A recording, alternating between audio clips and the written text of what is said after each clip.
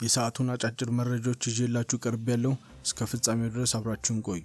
በዚህ ሰዓት የመረጃ ጊዜ 3 ያልኳቸውን መረጃዎች አስደምጣችኋለሁ። ትራምፕ ኢራን ተቃዋሚዎችን ከገደለች አሜሪካ ጣልቃ እንደምትገባ አስጠንቅቀዋል። ይህ እንዲህ እንዳለ የኢራን ፕሬዝዳንት ማስዑድ ሀገራቸው ከአሜሪካ የሚደርሰውን ማንኛውም ጥቃት ምላሽ እንደምትሰጥ በኤክስ ላይ አስቀምጠዋል። ኤርትራ ውስጥ የአንድ ታዳጊ ሞትን የተቃወሙ የአንድ መንደር ነዋሪዎች በሙሉ ታሰሩ። ትራምፕ ኢራን ተቃዋሚዎችን ከገደለች አሜሪካ ጣልቃ እንደምትገባ አስጠንቅቀዋል። የአሜሪካው ፕሬዝዳንት ዶናልድ ትራምፕ የኢራን ባለስልጣናት ሰላማዊ ተቃዋሚዎችን እንዳይገድሉ አስጠንቅቀዋል። ዋሽንግተን እነሱን ለማዳን ትመጣለችም ሲሉም ዘግበዋል። በማህበራዊ ሚዲያ ላይ ባወጣው አጭር ጽሑፍ ላይ ተቆልፎ ተጭኗልና ለመሄድ ዝግጁ ነው ሲሉም ጽፈዋል። ምንም ተጨማሪ ዝርዝር መረጃ ግን አልሰጡም። የኢራን ጠቅላይ መሪ ከፍተኛ አማካሪ አያቶላ አሊ ትራምፕ ጣልቃ ከገቡ መጠንቀቅ አለባቸው በማለት በመካከለኛው ምስራቅ ሊፈጠር የሚችለውን ትርምስ አስጠንቅቀዋል። በኢራን ለአንድ ሳምንት ያክል የፈጀው የጅምላ ተቃውሞ ከጀመረ በኋላ ቢያንስ 8 ሰዎች መገደላቸውን ተዘግቧል። ትራምፕ አርብ በትሩዝ ሶሻል ሚዲያ ላይ በጻፉት ጽሑፍ ላይ ኢራን ሰላማዊ ተቃዋሚዎችን በጥይት ከተኮሰችና በኃይል ከገደለች ልማዳችን ይህ ነው፣ ዩናይትድ ስቴትስ ኦፍ አሜሪካ እነሱን ለማዳን ትመጣለች ሲሉም ጽፈዋል። የአሜሪካው ፕሬዝዳንት በጽሑፋቸው ዋሽንግተን በኢራን ባለስልጣናት ላይ እርምጃ መውሰድ እንደምትችል ግን አልገለጹም። በሰኔ ወር አሜሪካ በትራምፕ ትዕዛዝ በኢራን ኒውክሌር ጣቢያዎች ላይ ጥቃት ስትፈጽም የአሜሪካ ባለስልጣናት በኋላ ጥቃቱ ቴህራን የኒውክሌር ጦር መሳሪያ የመገንባት እድሏን በእጅጉ እንዳደናቀፈን ተናግረዋል። ይህ ግን የይግባኝ ጥያቄ በኢራን ተከራክራል። በበቀል እርምጃ ኢራን በኳታር የሚገኘው የአሜሪካ የጦር ሰፈር ላይ የሚሳኤል ጥቃትም ሰንዝራለች። ትራምፕ የቅርብ ጊዜ ማህበራዊ ሚዲያ ጽሑፋቸው ካጋሩ በኋላ ብዙም ሳይቆይ የካሜኔይ አማካሪ አሊ የራሳቸውን ማስጠንቀቂያ ሰጥተዋል። ትራምፕ በዚህ ውስጥ ጉዳይ ላይ አሜሪካ ጣልቃ መግባቷ መላው ክልል አለመረጋጋትና የአሜሪካ ጥቅም ማጥፋት ላይ መሆኑን ማወቅ አለባቸውም ሲሉ ጽፈዋል። በኢራን ሐሙስ ዕለት በተካሄደው ተቃውሞ በ5 ቀን 6 ሰዎች መገደላቸውም ተነግሯል።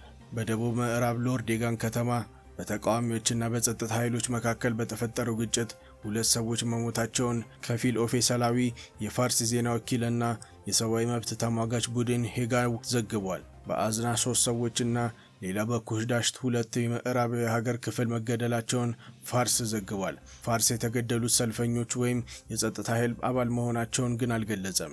ሄንጋው በሎርዴጋን የተገደሉ 2 ተቃዋሚዎች መሆናቸውን ተናግሯል። አህመድ ጃሊልና ሳጃድ ባላማኒሽ ብለው ሰይሟቸዋል። በመካከለኛው ኢራን ፋላሽዳር 1 ሞትና በሌላ በደቡብ ማርቭዳሽት ተጎጂ መሆናቸው ተዘግቧል። ቢቢሲ የሟቾቹን ሞት በተናጠል ማረጋገጥ አልቻለም። በማህበራዊ ሚዲያ ላይ የተለጠፈው ቀረጻ በተቃዋሚዎችና በጸጥታ ኃይሎች መካከል በተደረገ ጦርነት መኪኖች በእሳት ሲቃጠሉም ያሳያል። ቢቢሲ ፋርስ በሎርዴጋን፣ ቴህራንና ማርቭዳሽ የሐሙስ ተቃውሞውን የሚያሳዩ ቪዲዮዎች አረጋግጠዋል። የኢራን ባለስልጣናት ቀደም ሲል ረቡዕ ዕለት በምዕራባዊ ኩሽዳሽ ከተማ አንድ ወጣት የሀገሪቱን ዋስትና ኃይሎች አባል መግደሉን ተናግሯል። ነገር ግን ተቃዋሚዎች ሰውየው በምትኩ ከደረጃ የመጣና በጸጥታ ኃይሎች በጥይት ተመቷል ይላል። አርብ ዕለት በሺዎች የሚቆጠሩ ሀዘንተኞች በተገኙበት የቀብር ስነ ስርዓት ላይ ግጭትም ተዘግቧል። ዩኒፎርም የለበሱ የጸጥታ ኃይል አባላት የሬሳ ሳጥኑን ሊሸከሙ ቢሞክሩ ህዝቡ ግን ነቅለው አባረሯቸው። ተቃውሞ የጀመረው እሁድ ዕለት በቴህራን የመጀመሪያው የኢራን ምንዛሬ ሪያል ከዶላር ጋር ሲነጻጸር በከፍተኛ ሁኔታ ማሽቆልቆሉን በተናደዱ ባለሱቆች መካከል ነው። ማክሰኞ ዩኒቨርሲቲ ተማሪዎች ተሳትፈው ወደ ተለያዩ ከተሞች ከተሰራጩ በኋላ ሰዎች በየአገሪቱ ቀሳውስት ገዢዎች ላይ እየዘፈኑም ነበር። ከዚህ ጊዜ ጀምሮ ብዙ ተቃዋሚዎች የካሜኔይ አገዛዝ እንዲቆም ጥሪ አቅርበዋል። አንዳንዶች ወደ ንጉሳዊ አገዛዝ መመለስ እንደሚፈልጉም ይናገራሉ።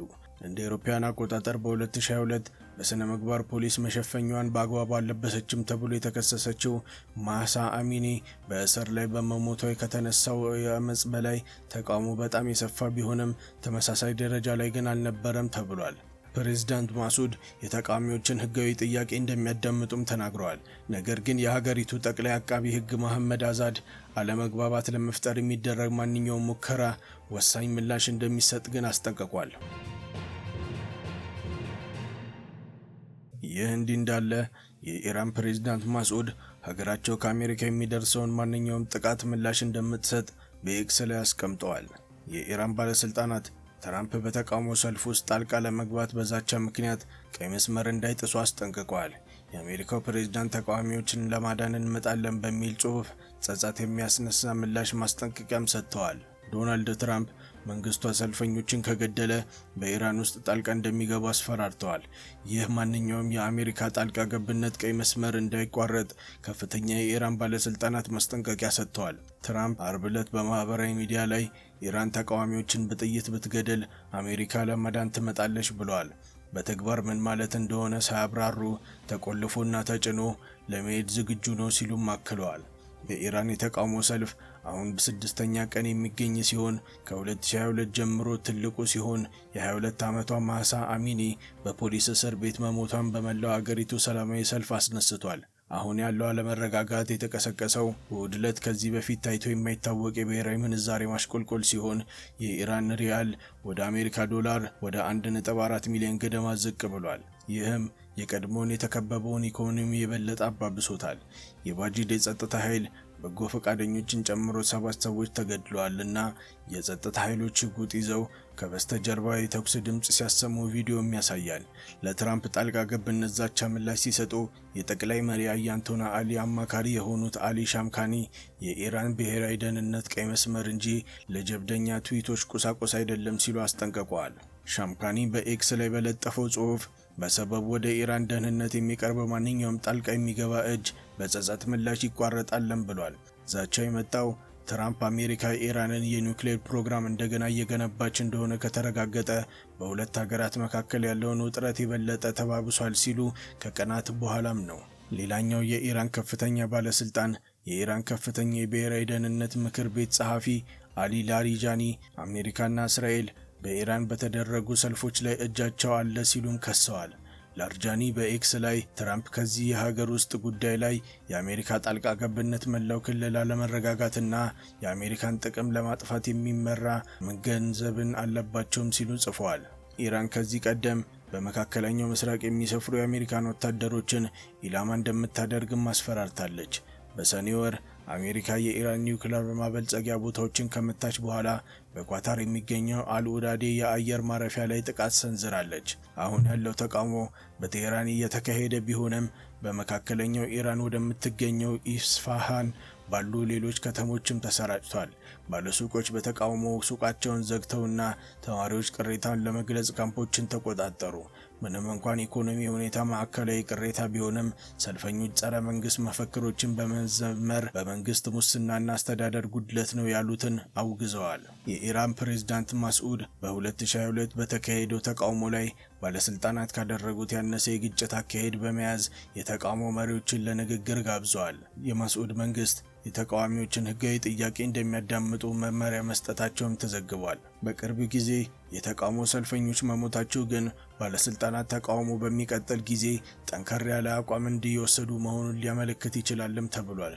የኢራን አብዮታዊ ጠባቂ ጓድ ሰኞ ዕለት የሰጠው መግለጫ በሀገሪቱ ውስጥ ማንኛውም የውጭ ጣልቃ ገብነት ወይም አመጽ ለመከላከል ጠንከር ያለ አቋም እንደሚወስድም አስጠንቅቋል። የኢራን ባለስልጣናት በቤታቸው ከተቃውሞ ጋር ሲታገሉ አሜሪካ የኒውክሌር ፕሮግራሟን እንደገና እያቋቋመች ነው በሚል ውንጀላ ለመከላከል ሞክረዋል። ኢራን በሀገሪቱ ውስጥ በማንኛውም ቦታ ኒውክሌር እንደማታበለጽግ ተናግረዋልና ከምዕራቡ ዓለም ጋር ለድርድር ክፍት መሆኗንም አመልክታለች። ኤርትራ ውስጥ የአንድ ታዳጊ ሞትን የተቃወሙ የአንድ መንደር ነዋሪዎች በሙሉ ታሰሩ። በኤርትራ ጋሽ ባርካ ክልል በሚገኘው ሎጋ አሰቤና ቀራና ኩዶ መንደር ያፌት የማኔ የተባለ ታዳጊ ግድያን ተከትሎ ተቃውሞ ያሰሙ የመንደሩ ነዋሪዎች በአጠቃላይ መታሰራቸውን ቢቢሲ ያናገራቸው የቤተሰብ አባላት ተናገሩ። ቢቢሲ ያናገራቸው ከሀገር ውጭ የሚኖሩ የአካባቢ ተወላጆችና ስማቸው እንዳይገለጽ የጠየቁ ነዋሪዎች ግድያው የተፈጸመው ህዳር 6 2018 መሆኑን ተናገሩ። ከዚህ በኋላ የአካባቢ ነዋሪዎች ግድያውን በሚመለከት ቅሬታ በማሰማታቸው የሟች ወንድምን ጨምሮ ከ80 በላይ መንደሩ ነዋሪዎች በመንግስት ኃይሎች በቁጥጥር ስር መዋላቸውን ቢቢሲ ያናገራቸው የቤተሰብ አባላት ተናግረዋል። የ16 ዓመቱ ያፌት በጥይት ከተገደለ በኋላ የአካባቢው ነዋሪዎች ሀሽፌራይ ወደሚባለው ወታደራዊ ካምፕ ተወስዶ መታሰራቸውን የቤተሰብ አባላቱና የመንደሩ ነዋሪዎች ለቢቢሲ ትግርኛ ተናግረዋል። ሟች ያፌትና ጓደኞቹ በአካባቢው ከሰል በማክሰልና በመሸጥ ገቢ የሚያገኙ እንደነበር የተናገሩት የአካባቢው ነዋሪዎች ግድያው ከመፈጸሙ በፊት ከሰል ለመሸጥ ወደ ህንበርቲ ሲሄድ ከተያዘ በኋላ በወታደሮች እንደተገደለ ተገልጿል። የያፌት አባት የማነ ገብረ ማርያም በእስር ላይ በመሆናቸው ልጃቸው ቤተሰቡንና ራሱን ለመደገፍ ዛፍ ቆርጦ ከሰል በማክሰል ላይ ተሰማርቶ ነበረ። በፈረንሳይ የሚኖረውና የአካባቢው ተወላጅ የሆነው አዛሪያ ለቢቢሲ ትግርኛ እንደተናገረው ያፌት ቤተሰቡንና ራሱን ለመደገፍ የሚሰራ ጠንካራ ወጣት ነበር። የአካባቢው ወጣቶች ብዙ ጊዜ ከሰል የሚያከስሉት ሌሊት ነው። ህዳር 6 2018 ዓ.ም ያፌትና ጓደኞቹ በህንበርቲ ወደ ቤታቸው ሲመለሱ ወታደሮች በቁጥጥር ስር አውለዋቸዋል ተብሏል። ወታደሮቹ ያፌትና ጓደኞቹን ከነእህቶቻቸው በቁጥጥር ስር እንደዋላቸው የሚናገሩ አዛሪያ ወደ ካራናኩዶ መንደር ለመመለስ ሲሞክሩ ወጣቶቹ በማምለጥ በመንደሩ አቅራቢያ ተደብቀዋል ይላል። በኋላም ወጣቶቹ እህቶቻቸውን ከወታደሮቹ ለመውሰድ ሞክረው አብዛኞቹ ሲሳካላቸው ሟቹ ያፌትና 3 ጓደኞች ግን ሳይሳካላቸው መቅረቱን አዛሪያስ ተናግሯል። የያፌት ጓደኞች ወደ ቤት ሲመለሱ እሱ ግን ወደ እህቶቹ ማቆያ ስፍራ በማምራት ለመውሰድ ሲሞክር ከማን እንደተተኮሰ ባልታወቀ ጥይት ተመቶ መሞቱን አዛሪያና ሌሎች ለቢቢሲ ስለ ሁኔታው የተናገሩ ሰዎች አስረድተዋል።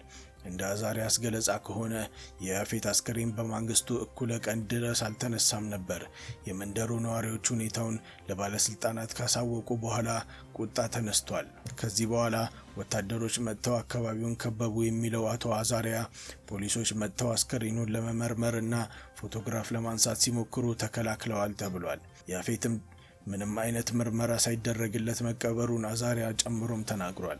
የመንደሩ ነዋሪዎች የወጣቱን አሟሟት ስላልተቀበሉ ቅሬታ ማሰማታቸውን መጀመራቸውን የሚናገረው አቶ አዛሪያ ቅሬታውን በተለየ መልኩ ሲገልጹ ወታደሮች ሰብስበው እንዳሰሯቸውም ገልጿል። ግድያው በተፈጸመበት ሳምንት ዕለት አብዛኛው ሰው ቤተክርስቲያን ውስጥ በተሰበሰበበት ዕድሜያቸው ከ16 ጀምሮ ያሉ ሰዎች፣ ዲያቆናት፣ የቤተክርስቲያን ተማሪዎችና ካህናት በመንደር ውስጥ ያሉትን ከወጣት እስከ አዛውንት ሁሉ ሰብስበው አስረዋል ብሏል። አሁን በእስር ውስጥ እንዳሉ ይነገራል። ነገር ግን ምንም የተረጋገጠ ነገር የለም ሲል አዛሪያ ተናግሯል። እድሜያቸው ከ16 እስከ 80 የሚደርሰውን ወንዶች ወስደዋል። ከመካከላቸው የተለያየ ጤና ችግር ያለባቸውም እንዳሉ ይታወቃል።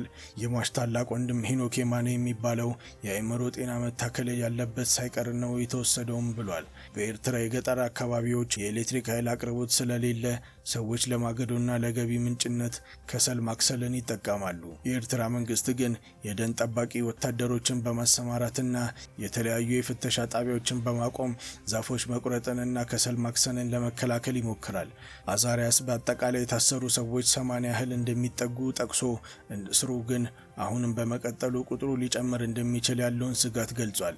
ለምሳሌ በረከት የሚባል ቄስ በዚያ ዕለት ሌሎች ቁጥጥር ስር ላይ በዋሉበት ዕለት ቅዳሴ ላይ ስለነበረ በኋላ ላይ ግን ተይዞ ታስሯል። ሌሎች በተመሳሳይ ያሉ እየተፈለጉም እየታሰሩ ነውም ብለዋል። የካራናኩዶ አካባቢ ነዋሪዎች ኑሯቸውን የሚገፉት እርሻ በማረስና ከብት በማርባት ነው። የአካባቢው ነዋሪዎች ከብቶችን ከመኖሪያ አካባቢያቸው ራቅ ባለ ስፍራ በአንድ በረት ውስጥ የማኖር ባህልም አላቸው። የኤርትራ መንግስት ግን የከብቶች በረት ለማፍረስ ነዋሪዎችን በአንድ መንደር ላይ እንዲሰባሰቡ በማድረግ ስራ ሲሰራም ቆይቷል። በማህበራዊ ሚዲያ እነዚህ የከብት በረቶች መቃጠላቸውን የሚገልጹ ዘገባዎች እየተሰራጩ ሲሆን አዛሪያስ እያንዳንዶቹ በመንደር ውስጥ ቤት እንኳን የላቸውም፣ በህይወታቸው በሙሉ በረቶቹ ውስጥ ነው የሚኖሩት ማለታቸውንም፣ ነገር ግን የመንግስት በረቶች አፍርሰው ወደ መንደሩ ማዕከል እንዲገቡ ነግሯቸውም ይላል። የኤርትራ መንግስት በአንድ አካባቢ ለሚነሳ ተቃውሞ አጠቃላይ የአንድ መንደር ነዋሪዎችን ሲያስር ይህ የመጀመሪያው አይደለም ብሏል። ኑሯቸውን በዩናይትድ ኪንግደም ያደረጉት አቶ ደሳለኝ የተባሉ ኤርትራዊ መንግስት በተለያዩ ጊዜያት ከመሬት ጋር በተያያዘ ለተነሱ ጥያቄዎች የመንደር ነዋሪዎችን በጅምላ በማሰር የተለያዩ ማስረጃዎችን በመጥቀስ አስረድተዋል። ቢቢሲ በጋሽ በርካ ስለተፈጸመው ግድያና እስር የኤርትራ ማስታወቂያ ሚኒስቴር ቢጠይቅም ምላሽ ግን እስካሁን አላገኘም።